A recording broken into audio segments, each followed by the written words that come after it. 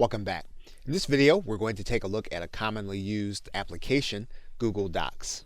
And when you look at the app details, you'll notice that there are triggers, actions, and searches for Google Docs, so there are lots of integrations. One thing that Google Docs does not do extremely well by itself is to work with some of the other applications within Google. For example, if you wanted to create a text file in Google Docs for every email that matched a search, you wouldn't be able to do that strictly using Google. However, you can do it using Zapier. And so we're going to click Use this Zap. And what this will do for us is that it will keep records of ingoing and outgoing emails that match a specific search parameter. And of course, this can be helpful to us depending on what kind of market that we are in. So we're going to start the process by creating this Zap. So the trigger is going to be that we receive a new email by a search string that we determine. So we're now going to connect the Gmail account that we want to use. So once we have the Gmail, we'll then click Test.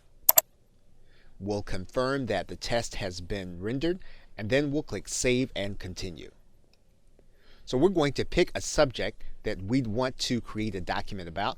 In this particular case, we're going to use the search term Zapier.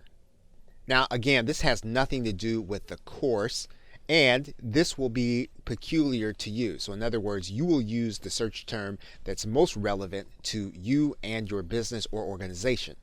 Once we click Continue, Zapier will ask us to make sure that we have at least one email matching the search criteria. And what we're going to do is we're now going to click Fetch and Continue. Zapier confirms that we have a successful test. We'll now click Continue. And of course, we're going to create a document from text, so we're going to click Continue. And now we're going to select a Google Docs account. We'll allow Google to operate our account, and then we'll click Allow.